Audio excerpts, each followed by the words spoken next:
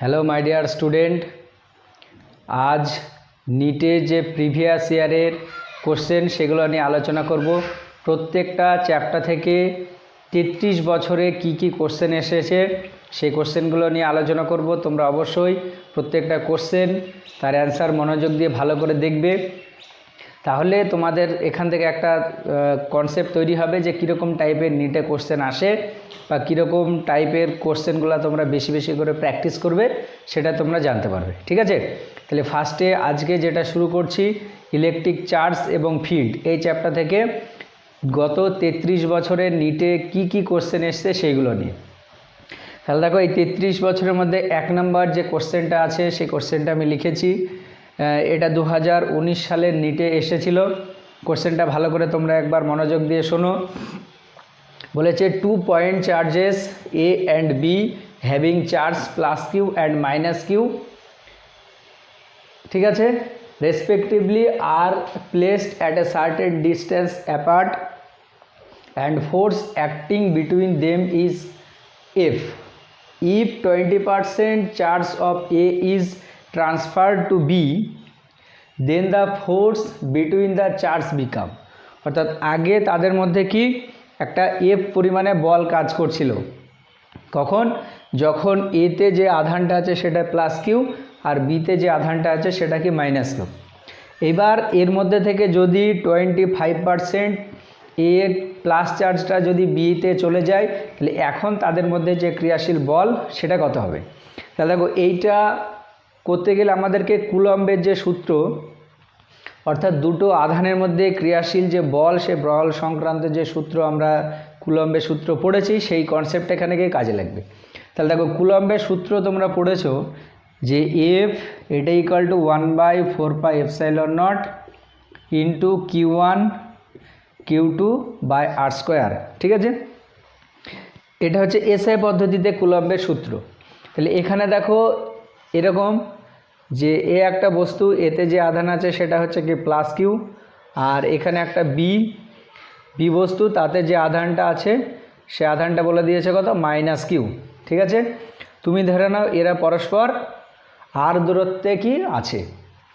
তাহলে এদের মধ্যে ক্রিয়াশীল বল, অর্থাৎ যখন এতে থেকে আধান বিতে ট্রান্সফার হয়নি তখন এদের মধ্যে যে ক্রিয়াশীল বল সেটা যদি এফ হয়, সেটা এফ বলে দিয়েছে। এফ ইকুয়াল টু কী হবে, 1/4πε0 ইন্টু দেখো কিউ বাই কত আর স্কোয়ার।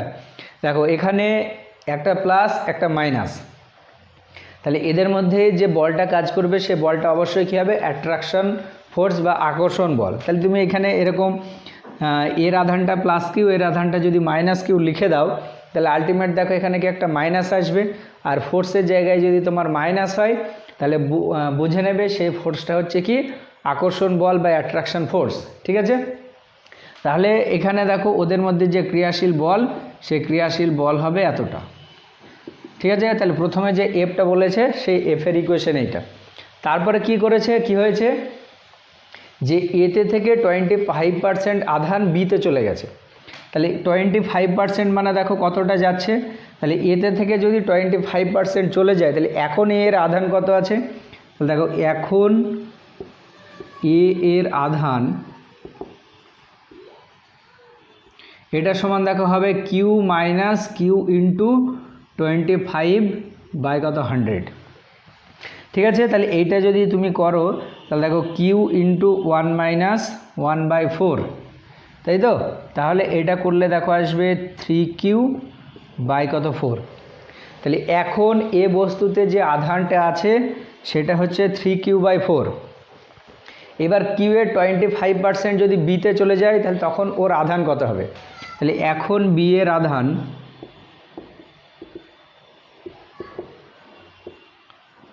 দেখো, এখানে বিতে ফার্স্টে কত আধান ছিল, মাইনাস কিউ। তাহলে এখন বি এর আধান সমান দেখা হবে মাইনাস কিউ, আর এর কি 25% প্লাস চার্জ চলে গেছে, তাহলে প্লাস কি হবে দেখো 25 বা কিউ ইন্টু 25/100। ঠিক আছে, তাহলে এখানে তুমি মাইনাস কিউটা যদি কমন নাও তাহলে একেবারে দেখো পড়ে থাকবে 1 - 1/4। তাহলে দেখো আসবে -3q/4। অর্থাৎ এখন বি বস্তুতে যে আধানটা আছে মোট সেটা কত -3q/4, আর এ বস্তুতে যে আধান সেটা হচ্ছে কত +3q/4। তাহলে আগে তাদের মধ্যে যে ক্রিয়াশীল বল সেটা কত ছিল F। তাহলে এখন ক্রিয়াশীল বল কত হবে সেটা আমাকে বার করতে বলেছে। এখানে দেখো চারটে এরকম কি অপশান দেওয়া আছে, তাহলে চারটের মধ্যে কোনটা হবে সেটা আমরা ক্যালকুলেট করব। তাহলে দেখো এখন ক্রিয়াশীল বল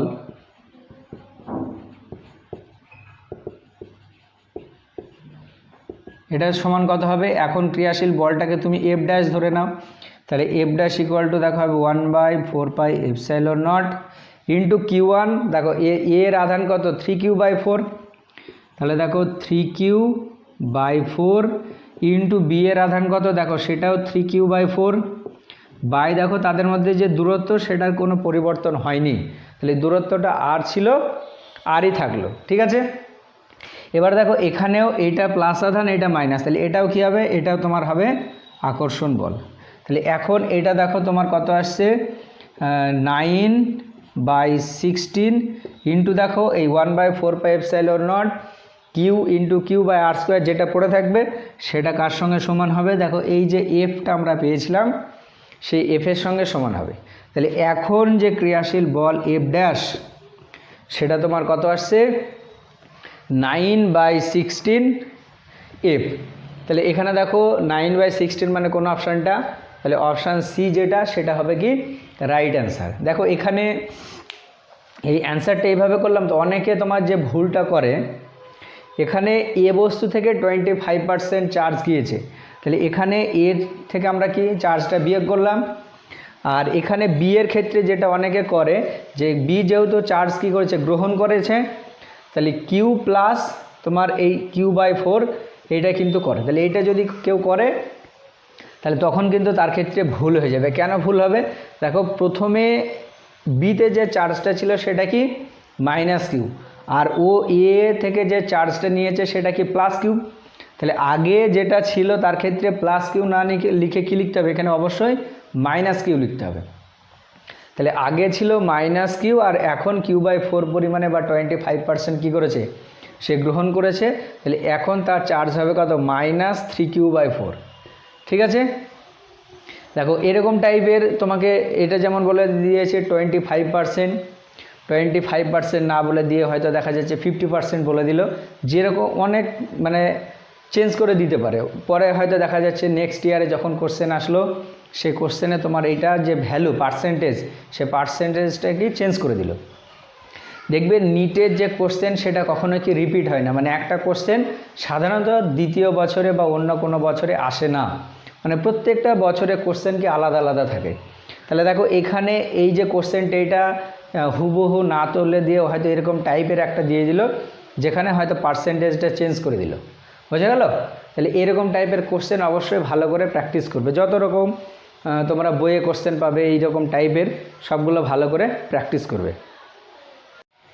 এবারে যে কোশ্চেনটা আছে সেটা ভালো করে দেখো কি বলেছে, suppose the charge of A proton and electron differ slightly, one of them is E -e, the other is E plus কত del E, if the net of electrostatic force and gravitational force between two hydrogen atom placed at a distance d is 0, then del E is the order of, মানে কি দুটো hydrogen atom এবং একটা hydrogen অ্যাটমের দেখো charge বলে দিয়েছে, একটা প্রোটনের charge এবং একটা ইলেকট্রনের চার্জ বলে দিয়েছে। ওই দুটো হাইড্রোজেন অ্যাটমের মধ্যে যে ইলেকট্রোস্ট্যাটিক্স এবং যে গ্র্যাভিটেশনাল ফোর্স আছে সেই যে নেট ভ্যালুটা সেই নেট ভ্যালুটা কি 0। ঠিক আছে, তাহলে তুমি ধরে নাও এখানে একটা এরকম হাইড্রোজেন অ্যাটম আছে আর এখানে এরকম একটা হাইড্রোজেন অ্যাটম আছে। দেখো তাদের যে সেন্টার সেই সেন্টারের মধ্যে ডিস্টেন্স কত বলে দিয়েছে d, তাহলে এই হাইড্রোজেনটা সেন্টার এইটা আর এইটা সেন্টার এইটা, তাহলে এদের মধ্যে যে ডিস্টেন্স সেটা হচ্ছে কত d। এবার দেখো এক একটা হাইড্রোজেনের যে একটা ইলেকট্রন এবং একটা প্রোটন আছে, তাহলে এর দেখো ইলেকট্রনের চার্জ -e আর প্রোটনের চার্জ হচ্ছে E প্লাস কত del E। তাহলে এই হাইড্রোজেন অ্যাটমটার নেট চার্জ কত হবে? নেট চার্জ দেখো -e প্লাস কত del E। তাহলে দেখো এটা কত হচ্ছে del E, আবার এটার যেটা সেটাও দেখো একই রকমভাবে কত del E হবে। তাহলে এই হাইড্রোজেনটার অ্যাটম, এই হাইড্রোজেন অ্যাটমের যে নেট চার্জ সেটা del E, তাহলে এই হাইড্রোজেন অ্যাটমটারও নেট চার্জ কত হবে? del E হবে। ঠিক আছে, তাহলে দেখো ওই যে হাইড্রোজেন অ্যাটম দুটো আছে সেই হাইড্রোজেন অ্যাটম দুটোর মধ্যে ইলেকট্রোস্ট্যাটিক্স ফোর্স কত হবে। ঠিক আছে, তাহলে দেখো এখানে ইলেকট্রোস্ট্যাটিক্স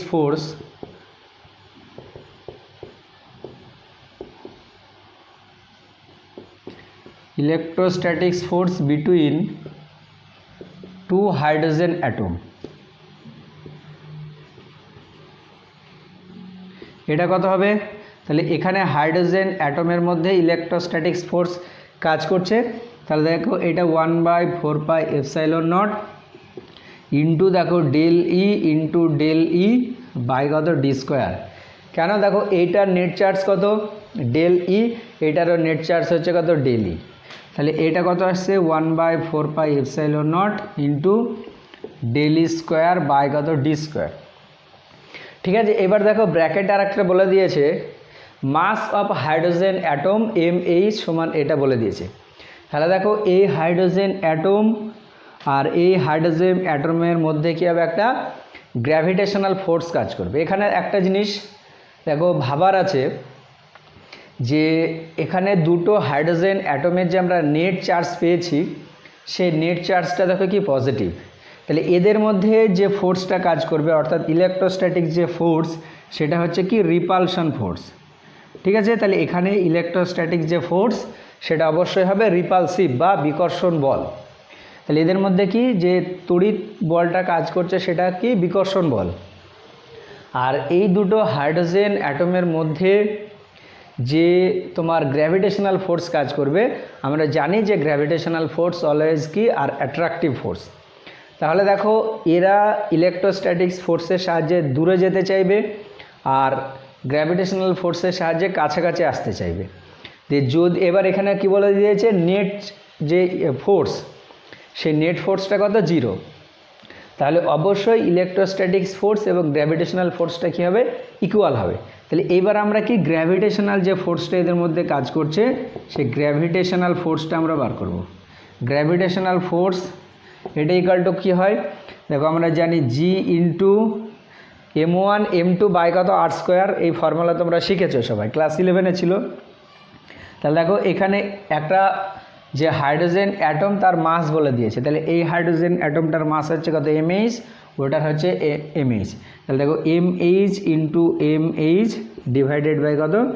ডি স্কোয়ার। এবার এখানে mH এর ভ্যালুটা কি বলে দিয়েছে। তাহলে এইবার দেখো নেট ফোর্স যেহেতু 0, তাহলে এই ইলেকট্রোস্ট্যাটিক্স ফোর্স আর গ্র্যাভিটেশনাল ফোর্সটা কী হবে? 0 হবে। তাহলে এখানে দেখো শর্তানুসারে মানে ওই দুটো কী হবে? দুটো সমান হবে। তাহলে শর্তানুসারে দেখো এই 1/4πε0 ইন্টু del E পুরোটা স্কোয়ার বাই ডি স্কোয়ার, এটাই হচ্ছে G ইন্টু mH তার স্কোয়ার বাই কত? D square. তাহলে দেখো ডি স্কোয়ার কেটে গেল। আমাকে বার করতে কার ভ্যালু বলেছে? del E, অর্থাৎ del E যে অর্ডারটা কী হবে বা তার ভ্যালু কত হবে সেটা বার করতে বলেছে। তাহলে দেখো এখান থেকে del E তার স্কোয়ার এটা ইকুয়াল টু কী হবে? G। এবার G এর ভ্যালুটা তুমি বসিয়ে দাও। G এর ভ্যালু কত হয়? 6.67 ইন্টু 10⁻11 এসআই পদ্ধতিতে। ঠিক আছে, দেখো এখানে এই যে মাসটা দেওয়া আছে সেটা কিসে? এসআই পদ্ধতিতে। আমরা যেখানে ইকুয়েশনটা বসিয়েছি সেই ইকুয়েশনটা এসআই পদ্ধতিতে, তাহলে এসআই পদ্ধতিতে সব ভ্যালুগুলো বসাতে হবে। ইন্টু কি আছে? mH তার স্কোয়ার। mH মানে দেখো আছে 1.67 ইন্টু 10⁻27 পুরোটার কি স্কোয়ার ইন্টু এখানে দেখো কী হয়ে যাবে? এই 4πε0টা কি উপরে উঠে যাবে। তাহলে এবার দেখো এইটার ভ্যালু হবে 1/9 ইন্টু কত? 10⁹। কারণ আমরা জানি দেখো 1/4πε0 তার ভ্যালু কত হয়? 9 ইন্টু 10⁹। তাহলে 4πε0 ভ্যালু কী হবে 1/9 × 10⁹ ঠিক আছে। তাহলে এটা যদি তুমি ক্যালকুলেট করো তাহলে দেখবে এটা 10⁻⁻37 এটা আসবে 10⁻37 এটাই অ্যান্সার হবে, ঠিক আছে। তাহলে এই যে আমরা এটা পাচ্ছি দেখো এখানে ∇e² আসবে, এবার ∇e মানে তুমি যদি রুট করে দাও তাহলে রুট করে দিলে এখানে ∇eর যে ভ্যালুটা আসবে সেটা হচ্ছে 10⁻⁻37। তাহলে এখানে ∇eর মানে যে অর্ডার সেই অর্ডারটা কত আসছে 10⁻⁻37। দেখো এখানে জাস্ট অর্ডারগুলো দেওয়া আছে 23 মাইনাস এখানে -37 এটা -47 আর এটা হচ্ছে -20। তাহলে তুমি যদি এটা ক্যালকুলেট করো তাহলে ক্যালকুলেট করলে তোমার এখানে আসবে 10⁻⁻37। দেখো এখানে তুমি যখন নেট পরীক্ষা দিতে যাবে তোমাকে কিন্তু ক্যালকুলেটর অ্যালাউ করবে না, ঠিক আছে। তাহলে এখানে দেখো এটা কত হবে, এটা হবে 10⁻54, এখানে দেখো মাইনাস এটা আছে আর এটা উঠে গেলে মাইনাস হবে, দিয়ে রুট করে দিলে দেখবে মোটামুটি একটা ক্যালকুলেটর ছাড়াই তোমার আইডিয়া চলে আসবে যে কোনটা হতে পারে, ঠিক আছে। তাহলে 10⁻⁻37 এটা হবে ∇eর অর্ডার, বোঝা গেল। তাহলে দেখো এটা জাস্ট কি কুলম সূত্র বা কুলমস ল এবং আমরা যে নিউটনস গ্র্যাভিটেশনাল ল পড়েছিলাম জাস্ট সেটা এখানে কাজে লাগছে, ঠিক আছে। তাহলে কুলমস ল এটা অবশ্যই ভালো করে মাথায় রাখতে হবে এবং এখানে দেখো সব কিছু কাজে লাগছে, ঠিক আছে। তাহলে কুলমস ল ওখানে আমরা দেখেছি যে দুটো চার্জ যদি ধরো পজিটিভ হয় তাহলে তাদের মধ্যে কি একটা রিপালশন ফোর্স কাজ করবে, আর যদি অপোজিট চার্জ হয় তাহলে কি তাদের মধ্যে একটা অ্যাট্রাকশন ফোর্স কাজ করবে। তাহলে যেহেতু এখানে দুটোই পজিটিভ চার্জ আছে তাহলে তাদের মধ্যে রিপালসিভ ফোর্স আর গ্র্যাভিটেশনাল ফোর্সটা কি অপোজিট ডিরেকশানে কাজ করছে, দিয়ে নেট ফোর্স তখনই 0 হবে যদি তারা কি হয় ইকুয়াল হয়। তাহলে ইকুয়াল করে দিয়ে আমি এখানে ∇eর যে ভ্যালু সেটা ক্যালকুলেট করলাম, বোঝা গেল। এবারে যে কোশ্চেনটা আছে সেটা একটু ভালো করে মনোযোগ দিয়ে পড়ো।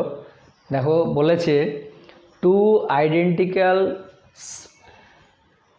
Charge sphere suspended from a common point by 2 massless string of length L are initially at a distance x, যেখানে বলে দিয়েছে ব্র্যাকেটে x very very less than কত L, অ্যাপার্ট বিকজ অফ দেওয়ার মিউচুয়াল রিপালশন, মানে তাদের মধ্যে যে বিকর্ষণ বল কাজ করছে সেই বিকর্ষণ বলের জন্যে তারা একটা নির্দিষ্ট দূরত্বে আছে। অর্থাৎ এরকম একটা ধরো দুটো বস্তুকে ঝুলিয়ে দিয়েছে, দুটোতে একই রকম যদি চার্জ থাকে তাহলে একে অপরকে কী করবে বিকর্ষণ করবে, সেই বিকর্ষণ বলের জন্য তারা কি এইভাবে একটা নির্দিষ্ট দূরত্বে থাকবে, সেই দূরত্বটা কি বলেছে x, ঠিক আছে। তারপরে কি বলেছে the charge begin to leak from both the sphere, ঠিক আছে, at a constant rate as a result, ঠিক আছে, the sphere approach each other with a velocity v, then v varies as a function of the distance x between the sphere. মানে এবার কি দুটো sphere এরকম ঝুলছে, তাহলে ছবিটা দেখো এখানে আমি যদি ছবিটা আঁকি তাহলে এটা ধরো একটা কমন পয়েন্ট, সেই কমন পয়েন্ট থেকে এ একটা ধরো স্ফিয়ার আছে, যে স্ফিয়ারটাতে কি আছে চার্জ আছে, আর এদিকে একটা ধরো এরকম স্ফিয়ার আছে, ঠিক আছে। তাহলে দুটো স্ফিয়ার একটা কমন পয়েন্ট থেকে কি করছে ঝুলছে, দুটোতে প্লাস চার্জ আছে এবং এদের মধ্যে যে ডিস্টেন্স সেটা বলে দিয়েছে কত x, ঠিক আছে। তাহলে যেহেতু দুটোতে সেম চার্জ আছে তুমি ধরে নাও সেই চার্জটা যেটা আছে সেটা হচ্ছে q, এটাতেও q এটাতেও q, তাহলে তারা কি করবে একে অপরকে বিকর্ষণ করবে, সেই বিকর্ষণের জন্যে তারা কি পরস্পর দূরে আছে। এইবার আস্তে আস্তে কি হলো চার্জ লিক করে গেল, মানে চার্জ আস্তে আস্তে ধরো বেরিয়ে যাচ্ছে। তাহলে যখনই চার্জ বেরিয়ে যাবে তাহলে এর চার্জও কমবে, এরও চার্জ কী হবে কমবে। তাহলে চার্জ যখনই কমবে তাদের মধ্যে যে রিপালশন ফোর্স সেই রিপালশন ফোর্সটাও আস্তে আস্তে কী হবে কমবে। তাহলে রিপালশন ফোর্স যদি কমে তাহলে তারা পরস্পর থেকে কি কাছাকাছি আসবে, সেই কাছাকাছি আসার যে ভেলোসিটি সেই ভেলোসিটিটা হচ্ছে কত v, এবং সেটা ওই ভেলোসিটিটা এই এক্সের সঙ্গে কিভাবে সম্পর্কিত সেটা আমাকে জানতে চেয়েছে আমার কাছে, ঠিক আছে। তাহলে এইবার দেখো আমরা এটাকে কিভাবে ক্যালকুলেট করবে। তাহলে এখানে দেখো এই যেটার সাহায্যে ঝুলছে এখানে কি বলেছে যে দুটো স্প্রিং মাসলেস স্প্রিংয়ের সাহায্যে ঝুলছে, তাহলে এই স্প্রিংটার দৈর্ঘ্য তুমি ধরে নাও এল, এটা হচ্ছে কত এল, ঠিক আছে। আর এখানে মিডিল বরাবর তুমি একটা রেখা টানো, এই যে অ্যাঙ্গেল, এই অ্যাঙ্গেলটা তুমি ধরে নাও কত থিটা, তাহলে দেখো এই ধরনের এই দিকে যে অ্যাঙ্গেল সেটাও কী হবে থিটা হবে। এবার এখানে যে স্প্রিংটা আছে সেই স্প্রিংয়ের এইদিকে কী হবে দেখো একটা টান কাজ করবে, সেই টেনশান সেটা হচ্ছে কত টি। এবার এই বরাবর যদি আমরা রেখা টানি একটা, দেখো এইটা যদি থিটা হয় তাহলে এইটাও কী হবে থিটা হবে। এখানে যে টেনশান বা টান সেটা কি একটা ভেক্টর রাশি, তাহলে তাকে পরস্পর লম্বভাবে দুটো উপাংশে আমরা কি ভাগ করব বা ভাঙবো। তাহলে দেখো এই বরাবর উপাংশটা কী হবে টি কস থিটা, আর এর সঙ্গে এই বরাবর হবে কি টি সাইন থিটা। এবার এখানে দেখো যে স্ফেয়ারটা আছে সেই স্ফেয়ারের যে ওয়েট বা ওজন এমজি, সেই এমজিটা কি নিচের দিকে কাজ করবে, আর এদের মধ্যে যে রিপালশান ফোর্স সেই রিপালশান ফোর্সটা এই দিকে কাজ করবে। তাহলে যদি আমরা সিজিএস পদ্ধতিতে বসাই, দেখো এটা কিউ এটাও কিউ, তাহলে এদের মধ্যে রিপালশান ফোর্স এফ, এটা ইকুয়াল টু কী হবে কে কিউ স্কোয়ার বাই কত দেখো এক্স স্কোয়ার, ঠিক আছে, এটা লেখা যাবে। তাহলে এইটা হচ্ছে তাদের মধ্যে কি রিপালশান ফোর্স। এবার দেখো টোটাল সিস্টেমটা এবার কি সাম্য অবস্থায় আছে, তাহলে যদি মানে প্রাথমিক অবস্থায় সাম্য অবস্থায় আছে, তাহলে অবশ্যই এইটা আর এইটা সমান হবে, অর্থাৎ টি কস থিটা কম্পোনেন্ট এমজিকে কী করবে প্রশমিত করবে, আর টি সাইন থিটাটা এই কে কিউ স্কোয়ার বা এক্স স্কোয়ার এটা দ্বারা কী হবে প্রশমিত হবে। তাহলে এখান থেকে দেখো আমরা কি লিখতে পারি, টি সাইন থিটা এটা equal to K Q square বা এক্স স্কোয়ার এক নম্বর, আর আরেকটা লেখা যাবে দেখো টি কস থিটা এটা ইকুয়াল টু কত এমজি, ঠিক আছে। এবার এক কাজ করো, এই ইকুয়েশনকে এই ইকুয়েশন দিয়ে ভাগ করো, যদি ভাগ করি তাহলে দেখো কি আসবে ট্যান থিটা এটা ইকুয়াল টু কি ট্যান থিটা ইকুয়াল টু যেটা আসবে তাহলে K Q square by MG into দেখো কত এক্স স্কোয়ার এটা আসবে, তাহলে ওইটা আমরা করে দিলাম। এবার এখানে দেখো এই যে চিত্র সেই চিত্র অনুসারে টোটালটা হচ্ছে এক্স, তাহলে দেখো এইটুকু কত হবে এক্স বাই টু। তাহলে এখানে যদি আমরা ট্যান থিটা ইকুয়াল টু বসাই, দেখো এটা থিটা তাহলে এটা লম্ব এটা অতিভুজ, তাহলে ট্যান থিটা ইকুয়াল টু কি আমরা জানি লম্ব বাই অতিভুজ, সরি লম্ব বাই ভূমি, ঠিক আছে। তাহলে এখানে লম্ব বাই ভূমি এটা করব। এবার আরেকটা দেখো বলেছে যে এল এর যে ভ্যালু সেই এল এর ভ্যালুটা এক্সের তুলনায় কি অনেক অনেক গুণ বড়, তাহলে দেখো এখানে এই যে থিটাটাও দেখো তাহলে তখন কি হবে তোমার ট্যান থিটার যে ভ্যালু সেই ট্যান থিটার ভ্যালুটা কী হবে অনেক ক্ষুদ্র হবে। তাহলে দেখো যদি থিটার ভ্যালু খুব ক্ষুদ্র হয় তাহলে ট্যান থিটা এটা নিয়ারলি ইকুয়াল টু কি সাইন থিটা লেখা যায়, ঠিক আছে। কেন, কারণ ট্যান থিটা ইকুয়াল টু দেখো আমরা জানি ট্যান থিটা এটা equal to sine theta by cos theta. এবার যদি থিটা ক্ষুদ্র হয় তাহলে দেখো sine theta nearly equal to theta আর cos theta nearly equal to কত 1 লেখা যায়, ঠিক আছে। তাহলে এখান থেকে দেখো আমরা sign theta nearly equal two যদি থিটা হয়, এবার সাইন থিটার যদি তুমি ভ্যালু বসাও সাইন থিটা ইকুয়াল টু তোমার কত আসবে, সাইন থিটা সমান হয় দেখো তোমার লম্ব বাই অতিভুজ। তাহলে এখানে যেহেতু এইটা থিটা তাহলে এটা লম্ব আর এটা হচ্ছে অতিভুজ, তাহলে দেখো আসবে এক্স বাই টু বাই কত এল, অর্থাৎ দেখো কত আসছে এক্স বাই 12। তাহলে সাইন থিটার জায়গায় বা ট্যান থিটার জায়গায় কত আমরা এক্স বাই 12 লিখে দিলাম। তাহলে ইকুয়েশনটা কী আসছে দেখো এক্স বাই 2l এটা equal to K Q square by MG into কত এক্স স্কোয়ার, ঠিক আছে, এটা আমরা পাবো।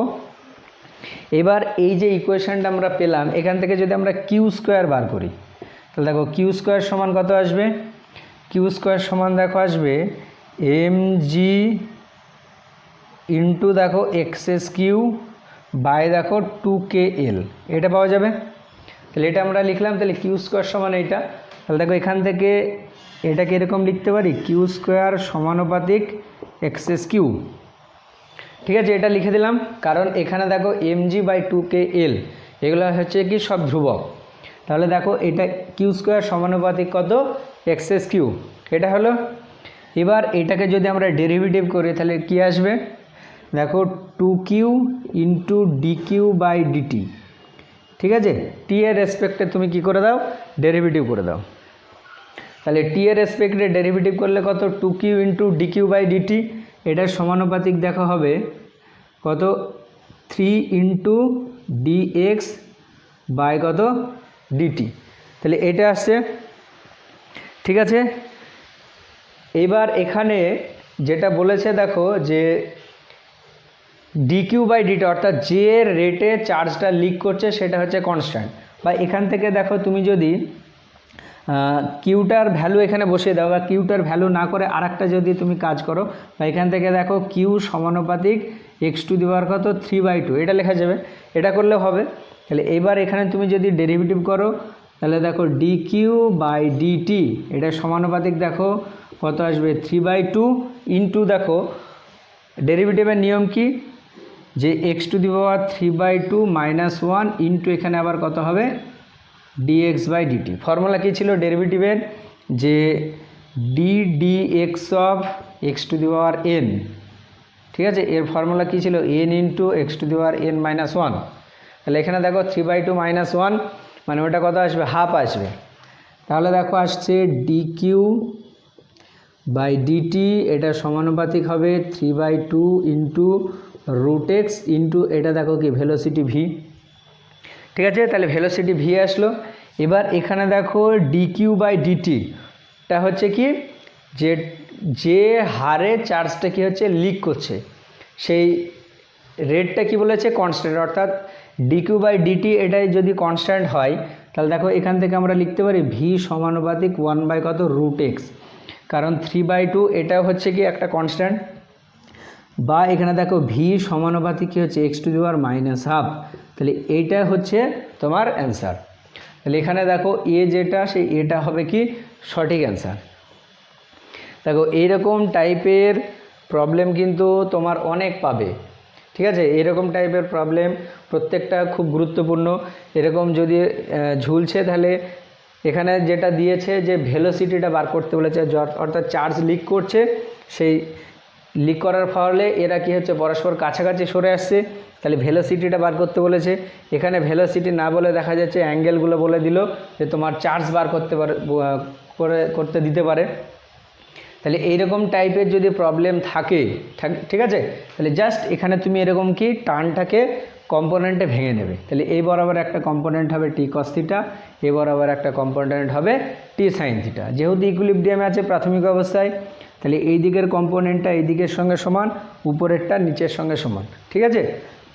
এরকমভাবে করবে তাহলে দেখবে ঠিক জায়গায় একটা চলে আসবে। বোঝা গেল? এবার 4 নম্বরে যে কোশ্চেনটা আছে ভালো করে একবার দেখো মনোযোগ দিয়ে। কি বলেছে, two pith ball carrying equal charges are suspended from a common point by string of equal length. The equilibrium separation between them is R. কি বলেছে তারপরে, now the string are rigidly clamped at half the height, the equilibrium separation between the ball now becomes.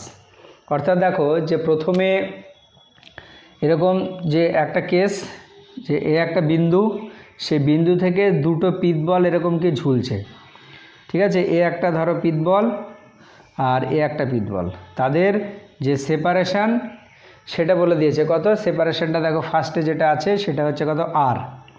Clear? তারপরে কি করা হয়েছে, now the string are rigidly clamped at the half the height. অর্থাৎ আগে দেখো এদের মধ্যে যে একটা কি হাইট ছিল, সে হাইটটাকে পরে কি করা হয়েছে, হাফ করে দেওয়া হয়েছে।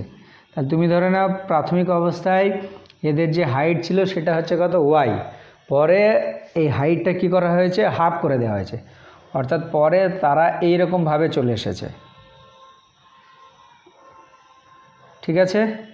অর্থাৎ পরে তারা এইভাবে চলে আসলো। তাহলে এখন তাদের যে সেপারেশান, অর্থাৎ আগে যেটা আর ছিল পরে কত হবে সেটা বার করতে বলেছে।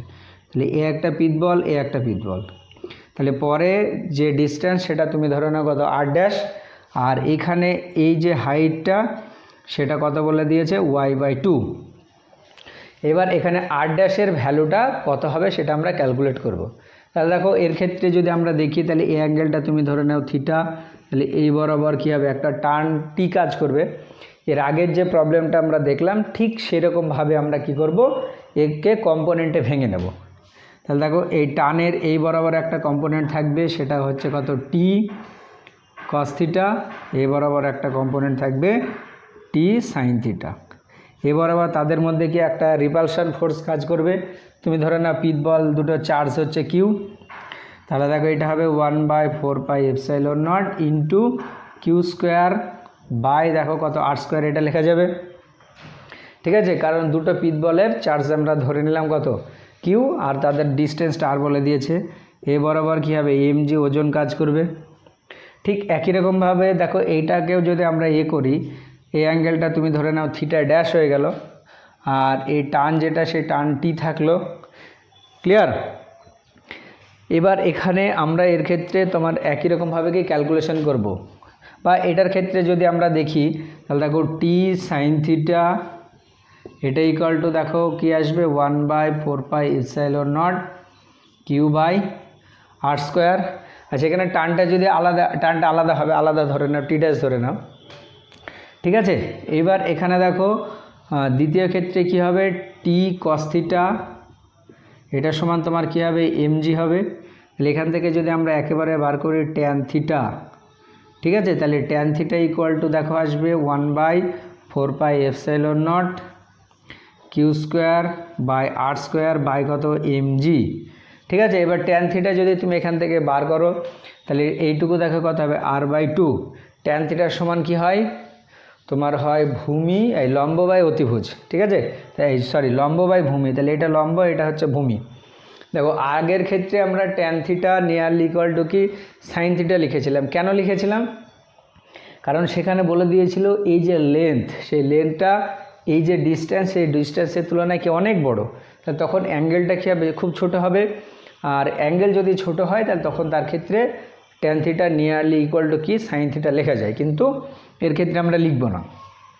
তাহলে ট্যান থিটা মানে হচ্ছে দেখো কি লম্ব বাই ভূমি, তাহলে এখানে এটা যদি থিটা হয় এটা লম্ব, তাহলে দেখো r/2 বাই কত y, এটা সমান হবে 1/4πε0 Q square by R square by কত mg। ঠিক একই রকমভাবে যদি আমরা এখানে উপাংশে ভাঙি তাহলে দেখো এই বরাবর উপাংশ হবে T dash sine cos theta dash, এ বরাবর হবে T dash sine theta dash, দিয়ে আলটিমেট যদি তুমি এটা বার করো ট্যান থিটা ড্যাশ, এটা ইকুয়াল টু হবে 1/4πε0 ইন্টু দেখো কিউ স্কোয়ার বাই আর ড্যাশের স্কোয়ার বাই কত mg। দেখো এটা আসবে, পরে সেপারেশনটা কত ধরে নিয়েছি আমরা আর ড্যাশ, তাহলে ওদের মধ্যে রিপালশন ফোর্সটা কত হবে 1/4πε0 কিউ স্কোয়ার বাই আর ড্যাশের স্কোয়ার বাই নিচে কত mg আছে। এবার ট্যান থিটা ড্যাশ যদি তুমি বার করো তাহলে এটা দেখো r'/2, তাহলে ট্যান থিটা ড্যাশ এটা কত আসবে r'/2 বাই দেখো এখানে কত y/2, এটা equal to 1/4πε0 Q square by R ড্যাশের স্কোয়ার বাই কত mg।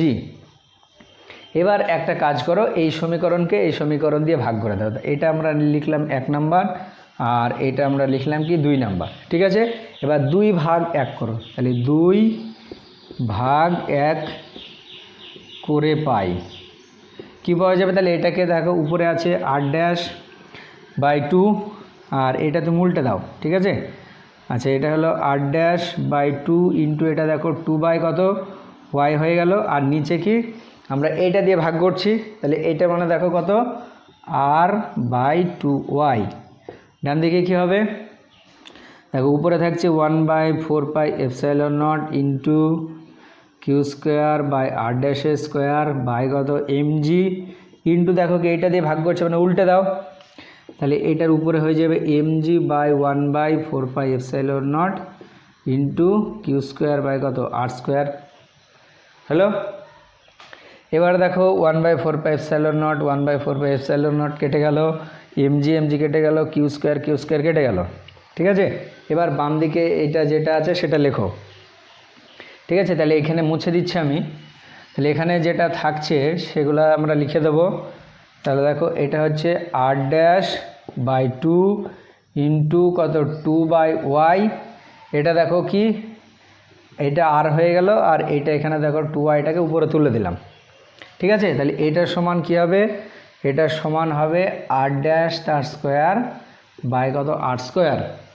তাহলে এখানে দেখো এই ওয়াই কেটে গেল, এই টু কেটে গেল।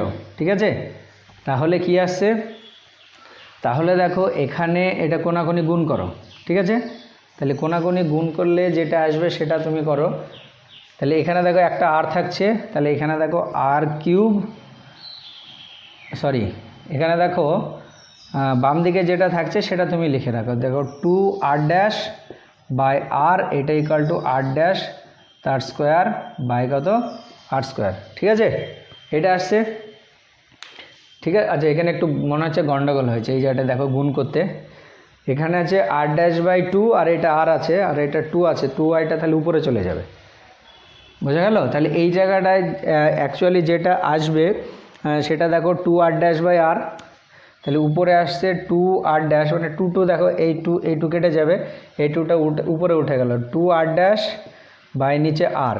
ওটা ডান দিকে কি আসছে, ডান দিকে দেখো এটা অ্যাকচুয়ালি উল্টে যাবে, এটা উল্টে গেলে উপরে হবে r স্কোয়ার আর নিচে দেখো হবে r ড্যাশ তার স্কোয়ার, কারণ এটা কি আছে নিচে আছে। ঠিক আছে, তাহলে এবার কোনাকুনি গুণ করে দাও, 2r ড্যাশ কিউ এটার সমান হচ্ছে r কিউ। ঠিক আছে, তাহলে এইবার এইটাকে যদি তুমি 1/3 দিয়ে ভাগ করো তাহলে দেখো এটা কি আসবে, বা r ড্যাশ কিউ এটার সমান হচ্ছে r কিউ বাই কত 2। ঠিক আছে, তাহলে r ড্যাশ এটা ইকুয়াল টু দেখো r বাই 3 কিউব রুট 2। ঠিক আছে, তাহলে দেখো এইটা বা এটা তুমি এরকমভাবে লিখে দাও, 2 টু দি পাওয়ার কত 3/2, এটাও লিখে যাবে। বা এইটার যে ফাইনাল যেটা অ্যান্সার আসে সেই এখানে অ্যান্সারের সঙ্গে মিলিয়ে লিখলে দেখো এইটা হবে, তাহলে r ড্যাশ এটা equal to r by cube root 2, তাহলে এইটা হচ্ছে অ্যান্সার। ঠিক আছে, তাহলে দেখো এই ধরনের যে কেস আগেরটার ক্ষেত্রে কী বার করতে বলে দিয়েছিল, আগের ক্ষেত্রে বলে দিয়েছিল এরা যে কাছাকাছি আসছে সে ভেলোসিটিটা। তাহলে এইরকম টাইপের প্রবলেম কিন্তু যত আছে তোমাদের কাছে অন্যান্য বইয়ে সে প্রবলেমগুলো একটু দেখে রাখবে। ঠিক আছে, তাহলে এইখানে ডিটা হচ্ছে কি তোমার সঠিক অ্যান্সার। তাহলে এইরকম টাইপের প্রবলেম যদি থাকে তাহলে ফার্স্ট কাজ হবে তোমার এরকম কি কম্পোনেন্টে ভেঙে নেওয়া, দিয়ে উপরের দিকের কম্পোনেন্ট নিচেরটার সঙ্গে সমান করে দেবে, বাম দিকেরটা ডান দিকের সঙ্গে সমান করে দেবে, তাহলে দেখবে ঠিক চলে আসবে। বোঝা গেল? এবারে দেখো কোশ্চেন নাম্বার 5 কি বলেছে, 2 positive ion each carrying a charge q are separated by a distance d if f is the force of repulsion between them. ঠিক আছে, তাহলে তাদের মধ্যে একটা রিপালশন ফোর্স কাজ করছে, সেই রিপালশন ফোর্সটা বলে দিয়েছে কত এফ, এবং তাদের যে ডিস্টেন্স সেটা হচ্ছে কত ডি। তাহলে দেখো দুটো পজিটিভ আয়ন আছে, সেই পজিটিভ আয়নের চার্জ কত কিউ, তাহলে দুটো তুমি প্লাস কিউ ধরে নাও, তাহলে অবশ্যই তাদের মধ্যে কি একটা রিপালশন ফোর্স কাজ করবে, সেই রিপালশন ফোর্সটা কত বলে দিয়েছে ডি বলে দিয়েছে। তারপর কি বলেছে, the number of electron missing from each ion will be. দেখো যেহেতু এটা পজিটিভ আয়নে পরিণত হয়েছে, তাহলে পজিটিভ আয়ন কখন হয়, পজিটিভ আয়ন তখনই হয় যদি সে কি করে ইলেকট্রন বর্জন করে। ঠিক আছে, তাহলে এখানে সেই ইলেকট্রন কতটা বর্জন করেছে সেটাই কি বার করতে বলেছে। তাহলে এটা দেখো আমরা কিভাবে করব, তাহলে কোশ্চেনটা নিশ্চয়ই সবাই বুঝতে পেরেছো। তাহলে তুমি ধরে নাও এ একটা প্লাস আয়ন যার চার্জ হচ্ছে কত প্লাস কিউ, আর এখানে একটা প্লাস কিউ চার্জের একটা আয়ন আছে, দুটো পজিটিভ আয়ন। তাহলে এদের মধ্যে যে রিপালশন ফোর্সটা কাজ করবে সেই রিপালশন ফোর্স যদি ধরো এফ হয়, তাহলে এফ ইকুয়াল টু কত হবে, দেখো এদের যে ডিস্টেন্স সেটা বলে দিয়েছে কত ডি, তাহলে repulsion force F equal to 1/4πε0 into দেখো কী হবে Q square by D square. এটা হচ্ছে তাদের মধ্যে কি রিপালশন ফোর্স। আর আমাকে বার করতে বলেছে কি যে আয়ন যেটা আছে তাতে কতটা ইলেকট্রন মিসিং। তাহলে ফার্স্টে আমরা ওই আয়নটার যে চার্জ সেই চার্জের পরিমাণটা কি বার করব। ঠিক আছে, তাহলে আয়নটার চার্জের পরিমাণটা কি হবে সেটা দেখো। তাহলে এখান থেকে আমরা এটা লিখতে পারি কিউ স্কোয়ার এটা ইকুয়াল টু এফ ইন্টু 4 পাই কী হবে 4 পাই দেখো D square 4 pi epsilon nought into কত ডি স্কোয়ার, এটা পেলাম। তাহলে এখান থেকে দেখো কিউ এর যে ভ্যালু, সেই কিউ এর ভ্যালু কি আমরা পাবো, কিউ ইকুয়াল টু কত, তাহলে q equal to root over of দেখো এফ ইন্টু বা এরকম করে লেখো যে 4 pi epsilon nought into f d square. এটা আমরা কি পেলাম, পজিটিভ আয়নটার পরিমাণটা পেলাম। তাহলে পজিটিভ আয়ন যেটা, তার মান কিউ সমান root over of 4 pi epsilon nought f d square. কিন্তু আমাকে কি বলেছে যে কতটা পরিমাণে ইলেকট্রন মিসিং। তাহলে দেখো আমরা জানি যে আধানের যে কোয়ান্টাইজেশন সেটা কি ছিল, যে কোনো একটা বস্তুর আধান মানে সবসময় কী হবে, ইলেকট্রনের আধানের সরল গুণিতক হবে। অর্থাৎ কোয়ান্টাইজেশন অফ চার্জ সেখান থেকে আমরা জানি যে কিউ সমান কত এনই। অর্থাৎ কোনো একটা আয়নের চার্জ যদি কিউ হয় তাহলে কি সে এন সংখ্যক ইলেকট্রনের মানে এন সংখ্যক ইলেকট্রনের আধানের যে মান তার সঙ্গে কী হবে, সমান হবে। অর্থাৎ আধানের কোয়ান্টাইজেশনে বলা আছে যে কোনো একটা বস্তুর আধান সবসময় ইলেকট্রনের যে আধান তার কি পূর্ণ সংখ্যা সরল গুণিতক হবে। তাহলে এখান থেকে দেখো এই পজিটিভ আয়নটার পরিমাণ যদি কিউ হয় তাহলে কিউ এর জায়গায় আমরা কি লিখতে পারি, এনই, এটা সমান root over of 4 pi epsilon nought into f d square.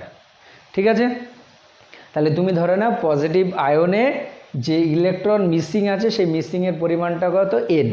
তাহলে ওই এন ইন্টু ইটাই কী হবে, তোমার পজিটিভ আয়নটা চার্জ হবে। আর যেখানে ইটা হচ্ছে কি, ই সমান হচ্ছে ইলেকট্রনের চার্জ। ঠিক আছে, এটা হচ্ছে ইলেকট্রনের চার্জ। তাহলে এখান থেকে দেখো এন এটা সমান কী হবে, root over of 4 pi epsilon nought f d square by কত এন স্কোয়ার, এটা লেখা যাবে, সরি ই স্কোয়ার।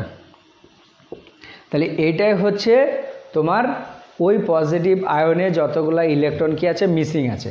তাহলে নাম্বার অফ ইলেকট্রন মিসিং কোনটা, এটা দেখো কত নাম্বার অপশান আছে, এটা দেখো রুটটা নেই, এটাতে দেখো নিচে ডি স্কোয়ার আছে, তাহলে দেখো এইটা হচ্ছে কি সঠিক অ্যান্সার। তাহলে এটা কি জাস্ট কুলম্বের সূত্র যেটা আমরা জানি সেটা বসালাম, আর একটা আধানের যে কোয়ান্টাইজেশন, সে আধানের কোয়ান্টাইজেশন কিউ ইকুয়াল টু কত এনি, সেই ফর্মুলাটাকে কাজে লাগালে আমরা এখানে পেয়ে যাব যে ওই পজিটিভ আয়নে কতগুলা ইলেকট্রন মিসিং। ঠিক আছে, তাহলে পজিটিভ আয়নটার আধানটা আমরা বার করলাম ফার্স্টে। তাহলে ওই আয়নটার যে চার্জ সেটা কী হবে, কিউ ইকুয়াল টু এন এর সঙ্গে কি সমান হবে। তাহলে ওখান থেকে ইলেকট্রন কতটা মিসিং হয়েছে সেটা পেয়ে যাবে। এবার ধরো এখানে যদি পজিটিভ আয়ন না বলে তোমার নেগেটিভ আয়ন বলতো, ঠিক আছে, অর্থাৎ অ্যানায়ন বলতো, তাহলে অ্যানায়ন মানে সে কী করে, ইলেকট্রন গ্রহণ করে। তাহলে কত সংখ্যক ইলেকট্রন গ্রহণ করেছে, তখনও তার ক্ষেত্রে কি একই রকম ফর্মুলা হতো। তখন এনটা কী হতো, যে যতগুলা সেই ইলেকট্রন কী করেছে, গ্রহণ করেছে। এটা যেমন কি ইলেকট্রন মিসিং মানে চলে গেছে, ওখানের ক্ষেত্রে কী হতো, ইলেকট্রন গ্রহণ হতো। এবারে যে কোশ্চেনটা আছে দেখো, খুবই ইজি একটা কোশ্চেন। এটা মেডিকেল এন্ট্রান্স যে এক্সামিনেশান হয় তার 1999 সালে এটা এসেছিল। কি বলেছে, when air is replaced by a medium of dielectric constant k, তারপরে কি বলেছে, the maximum force of attraction between two charge separated by a distance. তাহলে দেখো 1 নম্বর অপশান কি বলেছে, ইনক্রিজ কে টাইম, তারপরে বলেছে রিমেন আনচেঞ্জড, সিতে কি বলেছে ডিক্রিজ কে টাইমস, আর ডিতে আছে increase K two the power -1 Times. ঠিক আছে, তাহলে দেখো দুটো আধানের মধ্যে যে ক্রিয়াশীল আকর্ষণ বা বিকর্ষণ বল আমরা জানি সেটা ওই মিডিয়ামের যে ডাইইলেকট্রিক কনস্ট্যান্ট বা এক কথায় পারমিটিভিটির উপরে কি ডিপেন্ড করে। ঠিক আছে, দেখো আমরা জানি যে দুটো আধান যদি শূন্য মাধ্যম বা বায়ু মাধ্যমে থাকে তাহলে তাদের মধ্যে যে ক্রিয়াশীল বল বায়ু মাধ্যমে থাকলে এসআই পদ্ধতিতে দেখো F1 যদি আমরা ধরি তাহলে F1 ইকুয়াল টু হয় 1/4 pi epsilon nought into Q square by কত আর স্কোয়ার, যেখানে কিউ হচ্ছে কি ওই দুটো চার্জ পরস্পর আর দূরত্বে আছে, আরটা হচ্ছে তাদের মধ্যে কি ডিস্টেন্স। ঠিক আছে, এইবার ওই চার্জ দুটোকে যদি বায়ু মাধ্যম বা শূন্য মাধ্যমের পরিবর্তে অন্য যে কোনো একটা পরাবৈদ্যুতিক ধ্রুবক বা ডাইইলেকট্রিক মিডিয়ামের মধ্যে রাখা হয়, যার তুমি ধরে নাও ডাইইলেকট্রিক কনস্ট্যান্ট হচ্ছে কত কে, তাহলে তখন তাদের মধ্যে যে ফোর্স, সেই ফোর্স যদি F2 হয় তাহলে দেখো F2 ইকুয়াল টু কী হবে 1/4πε0, 1/4π কে এপসাইলন নট হয়, কে এপসাইলন নট ইন্টু কত হবে Q²/R²। তাহলে দেখো যখন এয়ার মিডিয়ামে ছিল তার ক্ষেত্রে তোমার অ্যাট্রাকশন ফোর্স বা রিপালশন ফোর্স কোনটা হবে, এইটা হবে, যেখানে এপসাইলন নটটাকে কী বলা হয় পারমিটিভিটি অফ ফ্রি স্পেস, আর এখানে কেটা হচ্ছে যদি আমরা ওই ডাইইলেকট্রিক কনস্ট্যান্ট মিডিয়ামে রাখি তাহলে তখন তাদের মধ্যে যে ফোর্স এইটা, তাহলে কেটা হচ্ছে ডাইইলেকট্রিক কনস্ট্যান্ট।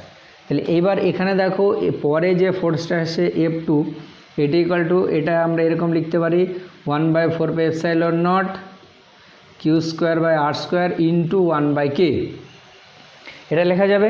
এইবার দেখো এইটুকু যেটা পড়ে আছে সেটা আবার কার সঙ্গে সমান, F1, অর্থাৎ এয়ার মিডিয়াম বা ফ্রি স্পেসে যে তার রিপালশন বা অ্যাট্রাকশন ফোর্স সেটা।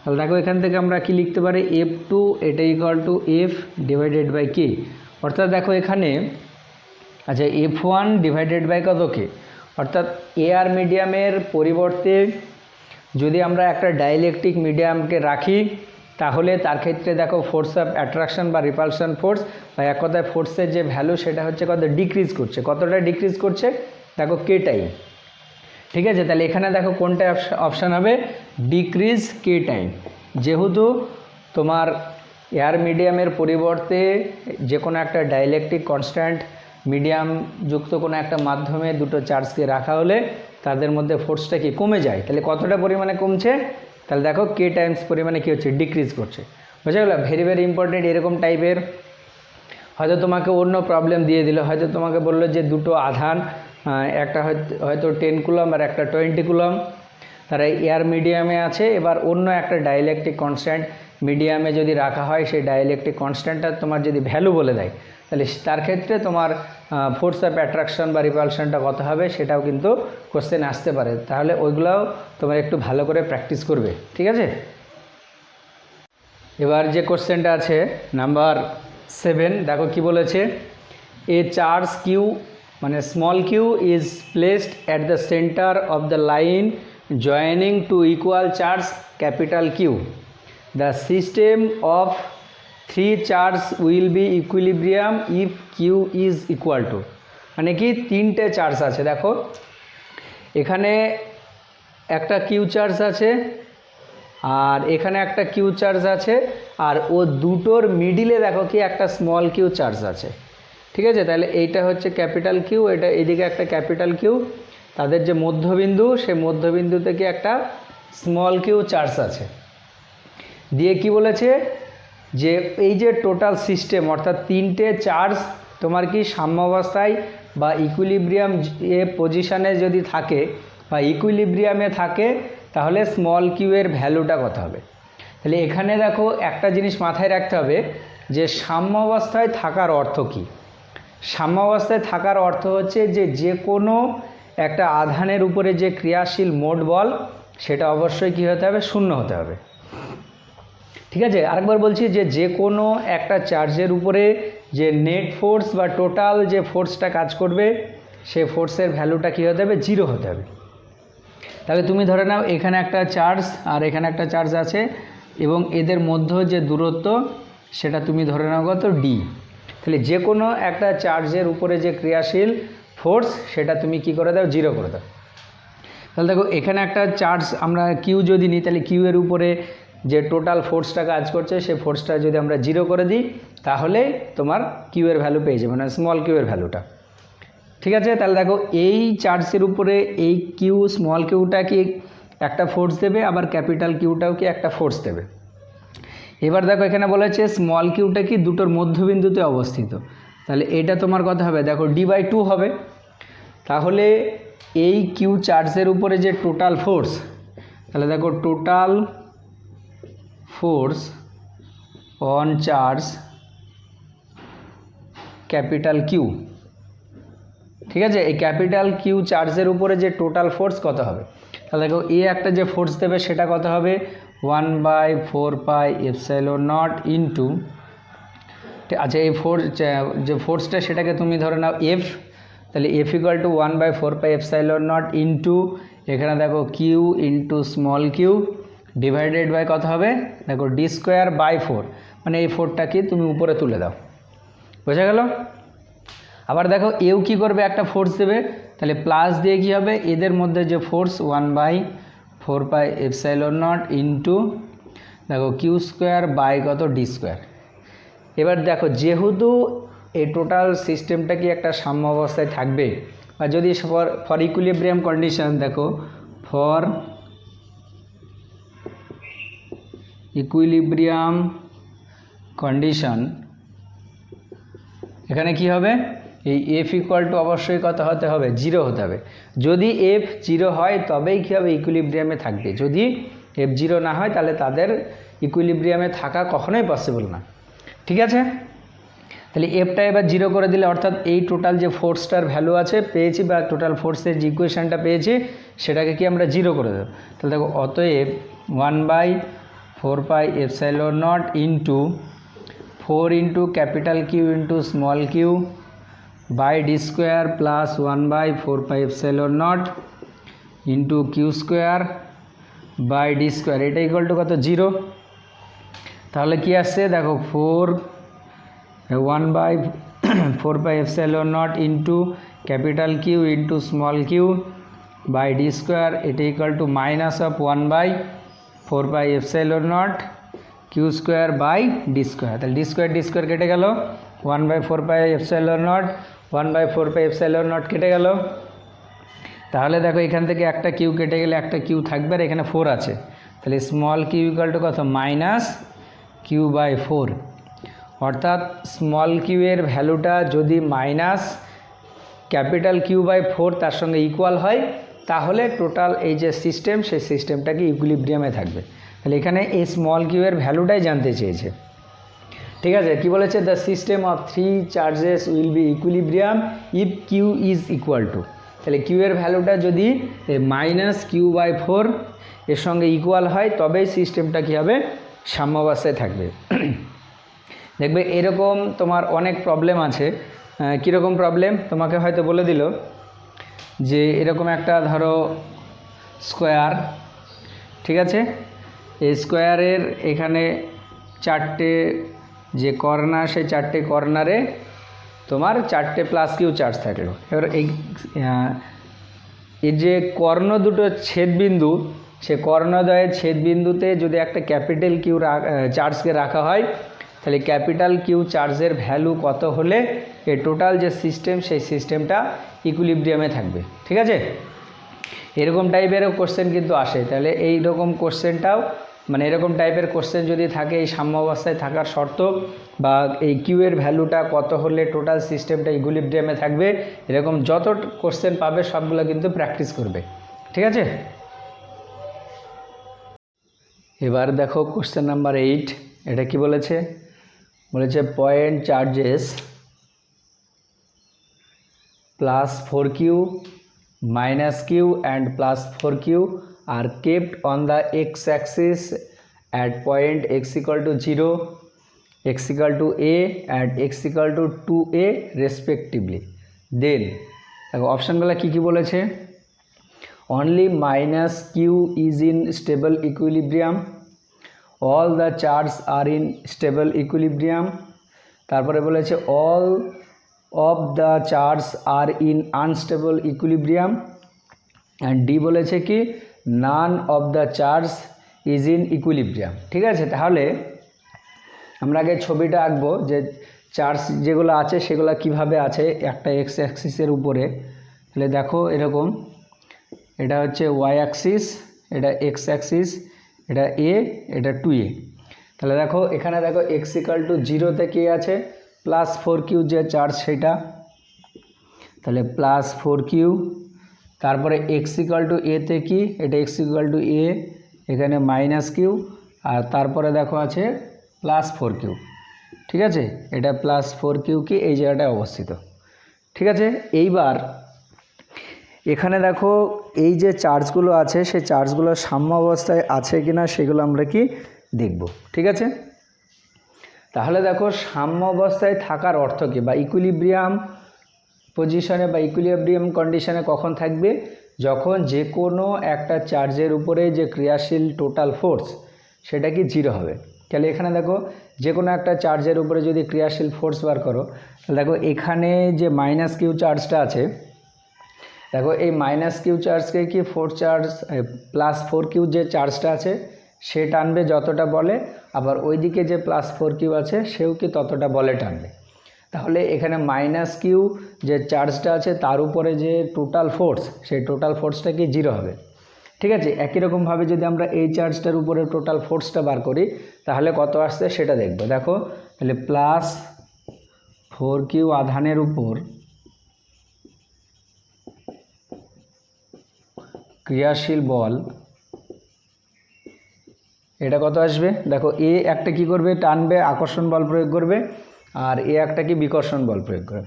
তাহলে এইটার সমান দেখো 1/4πε0 into four Q into Q by এদের মধ্যে যে ডিস্টেন্স সেটা দেখো কত এ, তাহলে এ স্কোয়ার। তাহলে এ যদি আকর্ষণ করে এ কি করবে, বিকর্ষণ করবে। তাহলে দেখো -1/4πε0 into four Q divided by কী হবে, এদের মধ্যে যে ডিস্টেন্স সেই ডিস্টেন্সটা কত, দেখো 2a, কারণ এটা এ এটা এ, তাহলে কত হচ্ছে দেখো 4a²। ঠিক আছে, তাহলে একটা তুমি যদি 4 কেটে দাও তাহলে আলটিমেট দেখো এইটা আর এইটা কি হয়ে গেল, সমান হয়ে গেল। তাহলে এখানে এই আধানটার উপরে যে ক্রিয়াশীল বল সেটা কত, জিরো। তাহলে এখানে দেখো এই যে তিনটে চার্জ, সেই তিনটে চার্জের উপরে মানে যে কোনো একটার উপরে যদি তুমি ক্রিয়াশীল বল বার করো তাহলে সেই বলটা কি শূন্য হবে। তাহলে এখান থেকে আমরা বলতে পারি এই যে টোটাল চার্জ সেই চার্জটা কি সাম্য অবস্থায় থাকবে। এবার এখানে দেখো এবার কি কি অপশান দিয়েছে, একটা বলে যে only minus q charge in stable equilibrium. ঠিক আছে, all the charge in stable equilibrium, এখানে আমরা দেখতে পাচ্ছি যে তিনটে চার্জ কি ইকুইলিব্রিয়ামে আছে। এবার এখানে যে অপশানটা দেওয়া আছে কি স্টেবল ইকুইলিব্রিয়াম, আর একটা হচ্ছে আনস্টেবল ইকুইলিব্রিয়াম। তাহলে এই স্টেবল আর আনস্টেবল ইকুইলিব্রিয়াম কাকে বলে সেটা আমাদেরকে জানতে হবে। দেখো স্টেবল ইকুইলিব্রিয়াম হচ্ছে যে কোনো একটা বস্তুকে তার সাম্য অবস্থা থেকে যদি সামান্য পরিমাণে বিচ্যুত করা যায়, সেই বিচ্যুত করার ফলে যদি বস্তুটা ঠিক আবার আগের অবস্থানে ফিরে আসে তাহলে তখন সেই সাম্য অবস্থাটাকে বলা হবে কি সুস্থির সাম্য অবস্থা বা স্টেবল ইকুইলিব্রিয়াম। যেমন ধরে নাও কোনো একটা জায়গায় এরকম একটা টেবিল আছে, সেই টেবিলের উপরে ধরে নাও একটা বই আছে, সেই বইটার একটা কোণাকে তুমি যদি তুলে আবার ছেড়ে দাও তাহলে দেখবে সে আবার কি আগের অবস্থানে ফিরে আসবে। অর্থাৎ এই ধরনের যে সাম্য অবস্থা সেটাকে তোমার বলা হচ্ছে কি স্টেবল ইকুইলিব্রিয়াম। ঠিক আছে, আর আনস্টেবল ইকুইলিব্রিয়াম হচ্ছে যদি কোনো একটা বস্তুকে তার সাম্য অবস্থা থেকে সামান্য পরিমাণে কি বিচ্যুত করে দেওয়া হয়, সে বিচ্যুত করলে যদি সে আগের অবস্থায় ফিরে না আসে তাহলে তখন সেটাকে বলা হবে কি আনস্টেবল ইকুইলিব্রিয়াম। ঠিক আছে, টোটাল তিন ধরনের ইকুইলিব্রিয়াম আছে, একটা হচ্ছে স্টেবল, একটা হচ্ছে আনস্টেবল, আর একটা হচ্ছে নিউট্রাল। ঠিক আছে, তাহলে এখানে দেখো কি বলেছে, অল চার্জ স্টেবল ইকুইলিব্রিয়ামে থাকবে, আর একটা বলেছে আনস্টেবল ইকুইলিব্রিয়ামে থাকবে। তাহলে এইবার আমরা কি করব, এই যে চার্জগুলো আছে তার যে কোনো একটাকে সাম্য অবস্থা থেকে কি করবে, সরিয়ে দেব। সরিয়ে দেওয়ার ফলে যদি সে আগে বা সরিয়ে দেওয়ার পরে যদি সে আগের অবস্থানে ফিরে আসে তাহলে সেটাকে বলবো কি আমরা স্টেবল ইকুইলিব্রিয়াম, আর যদি আগের অবস্থানে ফিরে না আসে তাহলে তখন সেটা কি হয়ে যাবে, আনস্টেবল ইকুইলিব্রিয়াম। ধরে নাও এই মাইনাস কিউ চার্জটাকে যদি তুমি এইদিকে সামান্য একটু এই জায়গাটায় সরিয়ে দিলে তাহলে তখন সে কি আর আগের অবস্থানে ফিরে আসবে, তাহলে কী ঘটনা ঘটবে সেটা আমরা দেখব। তাহলে দেখো এই মাইনাস কিউ চার্জটাকে যদি আমরা এই জায়গাটাতে সরিয়ে দিই তাহলে দেখো এখানে মাইনাস কিউটা চলে গেল, তাহলে এই মাইনাস কিউটাকে পি এইদিকেই প্লাস ফোর কিউটাকে এইদিকে টানবে, আর এইদিকে প্লাস ফোর কিউটাকে এইদিকে টানবে। ঠিক আছে, তাহলে দেখো এখানে ওই সাম্য অবস্থায় বা তুমি যদি এখানে প্লাস ফোর কিউটাকে এই জায়গাটায় সরিয়ে দাও তাহলে দেখো এটা কি করবে, এইদিকে বিকর্ষণ করবে আর এইদিকে আকর্ষণ করবে, অর্থাৎ সে কখনো আর আগের অবস্থানে কি ফিরে আসবে না। তাহলে যদি সে আগের অবস্থানে না ফিরে আসে তাহলে তখন দেখো এখানে হয়তো মাইনাস ফোর কিউ চার্জটাকে যদি আমরা এইদিকে রাখি তাহলে আগের অবস্থানে ফিরে আসলো, কিন্তু এই প্লাস কিউকে যদি তুমি এইদিকে নিয়ে যাও বা এই প্লাস কিউকে যদি অন্য জায়গায় ডিফ্লেক্ট করে দাও, তাহলে কিন্তু সে তার আগের অবস্থানে ফিরে আসবে না। তাহলে আগের অবস্থানে যদি ফিরিয়ে না আসে বা এখানে আগের অবস্থানে যদি আমরা ফিরিয়ে না পাই, তাহলে তখন এই ধরনের যে ইকুইলিব্রিয়াম, সেই ইকুইলিব্রিয়ামটাকে আমরা কি বলবো? Unstable equilibrium. দেখো, স্টেবল ইকুইলিব্রিয়াম তখনই হবে যদি তার সাম্য অবস্থা থেকে তাকে সামান্য পরিমাণে কি সরিয়ে দিলে সে আবার আগের অবস্থানে ফিরে আসে। তাহলে এখানে আগের অবস্থায় ফিরে আসবে না, ওই জন্যে এই ধরনের যে ইকুইলিব্রিয়াম সেটাকে আমরা কি বলবো? Unstable equilibrium. তাহলে এখানে কি হবে? সমস্ত যে চার্জ, সেই চার্জগুলো কি আনস্টেবল ইকুইলিব্রিয়ামে থাকবে। ঠিক আছে? তাহলে এখানে অপশন সিটা হবে কি রাইট অ্যান্সার। বোঝা গেল? কোশ্চেন নাম্বার 9 কি বলেছে? An electron falls from rest through a vertical distance is in a uniform and vertically upward directed electric field E. The direction of electric field is now reverse, keeping its magnitude the same. A proton is allowed to fall from rest in if through the same vertical distance h, the time of fall of the electron in comparison to the time of fall of proton is. তাহলে দেখো কি বলেছে, ফার্স্টে একটা electric field আছে, সেটা কোন দিকে? Vertically upward. তাহলে দেখো এরকম একটা আপওয়ার্ড ডিরেকশনে একটা ইলেকট্রিক ফিল্ড আছে, সেটা হচ্ছে কত? ই। সেই ইলেকট্রিক ফিল্ডের মধ্য দিয়ে কি করা হয়েছে? একটা ইলেকট্রনকে ছেড়ে দেওয়া হয়েছে। তাহলে এখানে যে হাইটটা আছে, সে হাইটটা তুমি ধরে নাও কত? এইচ, বা ওটা বলে দিয়েছে এইচ। যে একটা ইলেকট্রনকে যদি ছেড়ে দেওয়া হয়, তাহলে দেখো এখানে ইলেকট্রিক ফিল্ডের ডিরেকশন কি নিচ থেকে উপরের দিকে। তাহলে অবশ্যই এই যে ইলেকট্রিক ফিল্ডটা তৈরি হয়েছে তার এই দিকে কি প্লাস চার্জ আছে আর উপরে কি মাইনাস চার্জ আছে। আর যেটা ইলেকট্রন, সেই ইলেকট্রনটাকে ফেলে দেওয়া হয়েছে, সেইটা চার্জ কি নেগেটিভ। তাহলে দেখো ইলেকট্রনটা নিচের দিকে কি নামবে। ঠিক আছে? তাহলে সেই নিচে পড়তে তার কি একটা টাইম লাগবে। এবার তারপরে কি করা হয়েছে? ইলেকট্রিক ফিল্ডের যে ডিরেকশান সেটাকে উল্টো দিকে করা হয়েছে এরকম। তাহলে ইলেকট্রিক ফিল্ড যেটার ভ্যালু সেম আছে, কিন্তু ডিরেকশানটা কি করা হয়েছে? আগে যেটা আপওয়ার্ড ডিরেকশান ছিল, এবার এটাকে ডাউনওয়ার্ড ডিরেকশানে করে দেওয়া হয়েছে। হাইটটাও সেম বলে দিয়েছে, হাইটটা হচ্ছে কত? এইচ।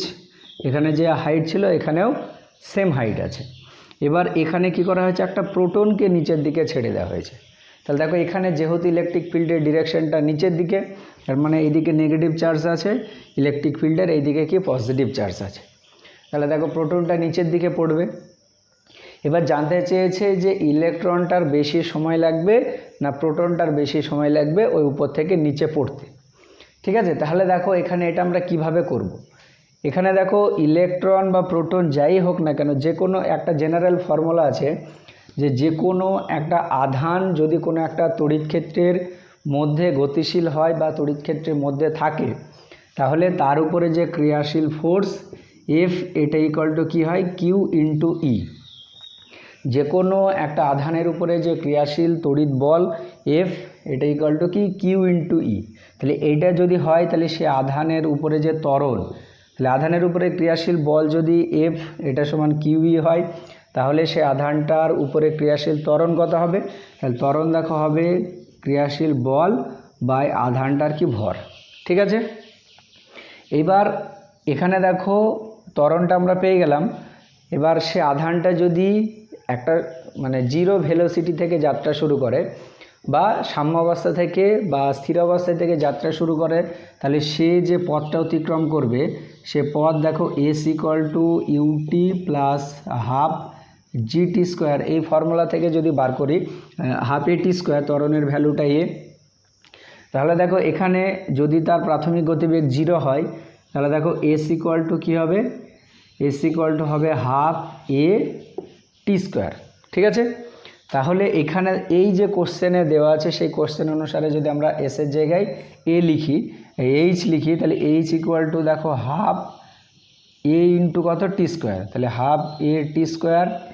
এবার এইচ ইকুয়াল টু দেখো হাফ এর ভ্যালু কত? এর ভ্যালু দেখো হচ্ছে q e by m into t square. ঠিক আছে? তাহলে এখান থেকে যদি আমরা টি স্কোয়ার বার করি তাহলে দেখো 2mh বাই কত হবে QE, বা এখান থেকে দেখো টি ইকুয়াল টু হবে √ওভার 2mh বাই কত QE। এবার এখানে যেটা বলেছে দেখো 2 মানে একটা ধ্রুবক, এমটা হচ্ছে কি আধানটার ভর, এইচটা হচ্ছে কি হাইট। তাহলে এখানে দেখো প্রোটন এবং ইলেকট্রন দুটোর ক্ষেত্রে কি হাইটটা সেম বলে দিয়েছে, আবার কিউটা হচ্ছে কি চার্জ আর ইলেকট্রিক ফিল্ড হচ্ছে ই। তাহলে দেখো আমরা জানি প্রোটনের চার্জ যা হয় ইলেকট্রনের চার্জ কি সেম পরিমাণে, কিন্তু তাদের প্রকৃতিটা কি আলাদা। তাহলে এখানে দেখো একমাত্র এমটাই হচ্ছে কি আলাদা। তাহলে এখান থেকে আমরা এটা লিখতে পারি যে টি সমানুপাতিক কত √m। অর্থাৎ কোনো একটা আধানকে যদি এরকম কন্ডিশনে ছেড়ে দেওয়া হয় তাহলে সময় কার ক্ষেত্রে বেশি লাগবে, বা সময়টা তোমার ভরের বর্গমূলের সঙ্গে কি সমানুপাতিক হচ্ছে।